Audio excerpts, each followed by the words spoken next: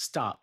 Before you start your next IVF cycle or your first one, I need you to watch this video. Here's what I see happen every single week. A woman goes into an IVF cycle with a standard protocol, a standard monitoring schedule, and a very expensive hope that this time will be different. And sometimes it works, but when it doesn't, the clinic's answer is almost always the same. Let's try another cycle. No new testing, no investigation into why the last one failed, just the same protocol, maybe with a small adjustment and a bill for another round. I want to be honest with you about why that happens, because it's not because your doctor doesn't care. IVF clinics are optimized for cycles. The business model is built around moving patients through protocols efficiently. Comprehensive root cause testing takes time, requires interpretation, and sometimes leads to a recommendation to delay the cycle, which clinics aren't incentivized to do. There are excellent fertility clinics out there. I work with many of them,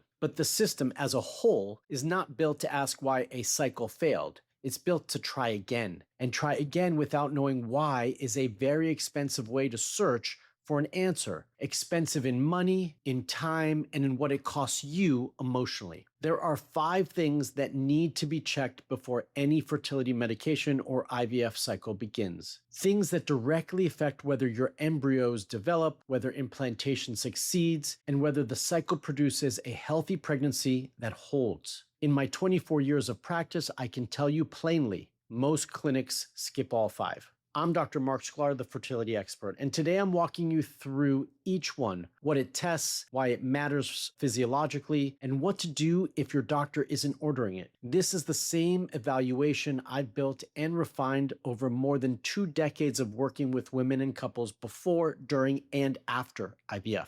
Before we get into the 5, just comment the word guide below and I'll send you my free egg quality guide. It's essential reading before any fertility treatment, and it lays the groundwork for everything I'm about to walk you through. It's free, and I'm confident it will change how you think about your next cycle. The first thing I check before any cycle is a full thyroid panel, not just TSH, but a full panel, including TSH, free T3, free T4, and thyroid antibodies, specifically TPO and antithyroglobulin. Here's why the distinction matters. TSH is a pituitary hormone. It's your brain's signal telling your thyroid to produce more or less hormone. It is not itself a direct measure of how much active thyroid hormone is reaching your cells. Your TSH can sit comfortably inside the normal range, while your free T3, the hormone your cells actually use, is too low to support the metabolic demands of a developing follicle, a receptive endometrium, and an implanting embryo. Thyroid hormone directly affects granulosa cell function in the ovary and the metabolic environment of the endometrium. When it's suboptimal,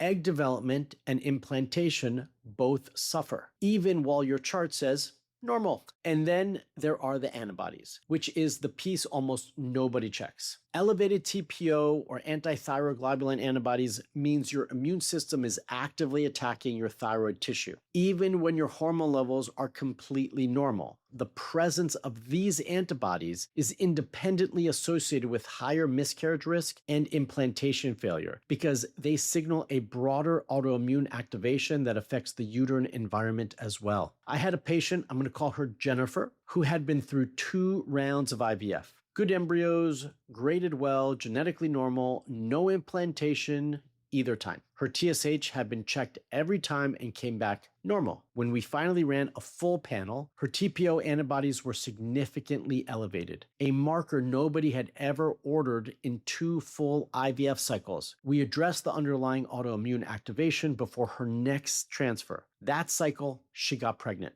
Normal TSH does not mean your thyroid isn't affecting your fertility. A full panel tells a completely different story, or possibly does. And it's a story you deserve to know before you spend another cycle finding out the hard way. The second test is vitamin D, one of the most common and most overlooked drivers of fertility failure, and one that is almost never checked before an IVF cycle begins. Vitamin D isn't just a bone health vitamin. Vitamin D receptors are present directly in the ovaries, the uterine lining, and the developing embryo itself. Vitamin D plays a real measurable role in regulating the genes involved in embryo implantation and in modulating the immune tolerance the uterus needs to accept an embryo rather than reject it. Research consistently links deficiency to lower implantation rates, lower overall IVF success rates, and higher miscarriage risk. Here's the detail almost most people don't know. The target level for fertility is not the same as the general population's "it's sufficient" range. A level that's considered fine for bone health, let's just say 30s, is not the level we want it to be in for IVF cycles. For reproductive function, we want to see 50 to 80, and I regularly see women starting IVF cycles with levels in the teens and 20s, sometimes lower, and nobody has ever flagged it to them as a fertility issue, or they just overlook it. The fix here isn't complicated or expensive. It's a supplement and a retest. The problem has never been the treatment. It's that nobody is checking in the first place. If your vitamin D hasn't been drawn and optimized before your cycle, that's a gap in your workup. It's one of the easiest ones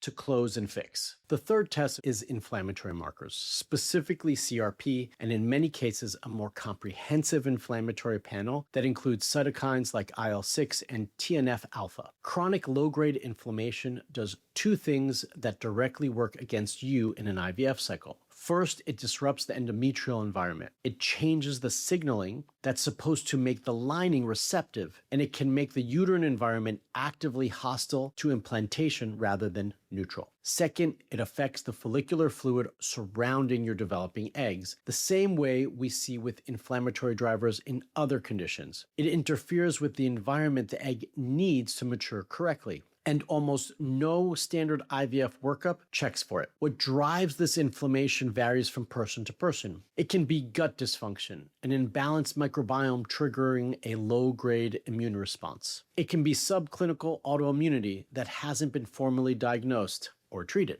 It can be diet, chronic stress, or environmental exposures. The source matters because the intervention is different in each case. But before we can address the source, we have to know that inflammation is present at all. I think of the members who come to us with elevated CRP going into a cycle and no idea that it was there. That number is your body sending you a signal. It's a message. This is not the ideal environment right now. Starting a cycle anyway without addressing it is a gamble you don't need to be taking. Not when the marker is this easy to check and a plan can be made to address it. The fourth test requires more than a single blood draw, and that is exactly why most clinics don't do it. But for women with repeated IVF failure or early pregnancy loss, it may be the single most important test on this list. A lone progesterone draw on day 21 tells you almost nothing. What actually matters is the progesterone curve, how progesterone rises after ovulation, where it peaks, and whether it holds steady through the luteal phase. If it rises appropriately but then drops too quickly, the corpus luteum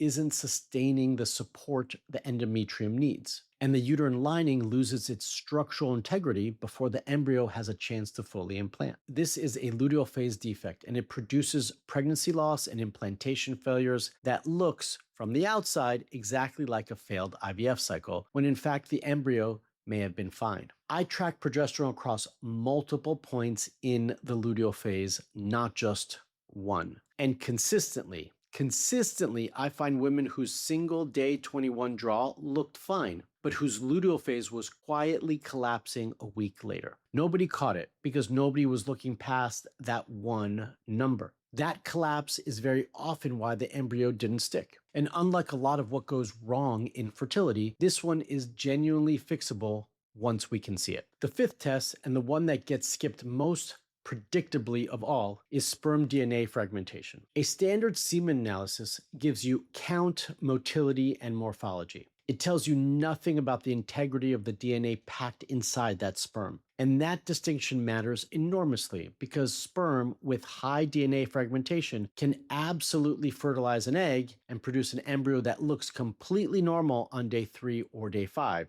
But that embryo carries a significantly higher risk of arresting before a blastocyst, or failing to implant, or ending in an early loss. In other words, the male partner's results can look normal on paper while quietly being the reason a cycle doesn't hold. I worked with a couple, I'm going to call them Carlos and Anna for this video, who had been through a failed cycle with embryos that all looked strong on paper, but stalled before reaching the blastocyst phase. Every test on Anna had come back clean, normal, just fine. Nobody had ever ordered a DNA fragmentation test for Carlos because his standard semen analysis was completely normal. When we finally ran it, his fragmentation index was significantly elevated. We put him on a targeted antioxidant and lifestyle protocol for roughly 3 months, the length of a full sperm production cycle, before their next retrieval. Their embryo quality changed noticeably, and their next transfer worked.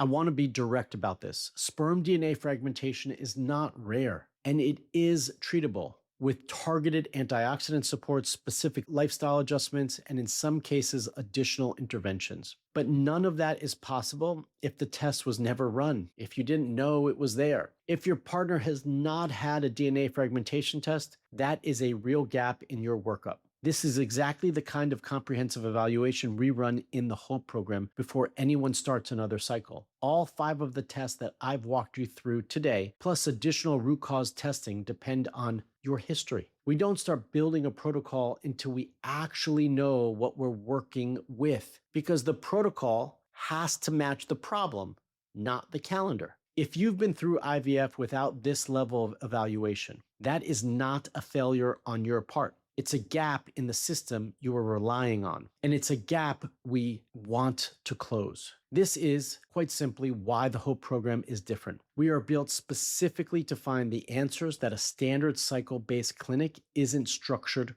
to look for. If you are preparing for IVF, or you've been through cycles that haven't worked and you're trying to understand why, I want you to book a free fertility assessment discovery call with my team. We will look at your full history and tell you honestly what we think has been missed, and whether the HOPE program is the right support to get you the answers your last clinic just didn't give you. I'm going to leave the link below so that you can start your application. If you're heading into IVF, or you've already been through a cycle that didn't work, I want you to hear this clearly. An unexplained failure is not actually unexplained. It almost always means one or more of these 5 things was never checked. Not that there's nothing to find, just that nobody looked for it. Jennifer had 2 failed transfers with great embryos before anyone checked her thyroid antibodies. Carlos had a normal semen analysis for over a year before anyone thought to test his sperm DNA fragmentation. The members I see with quietly collapsing luteal phases, whose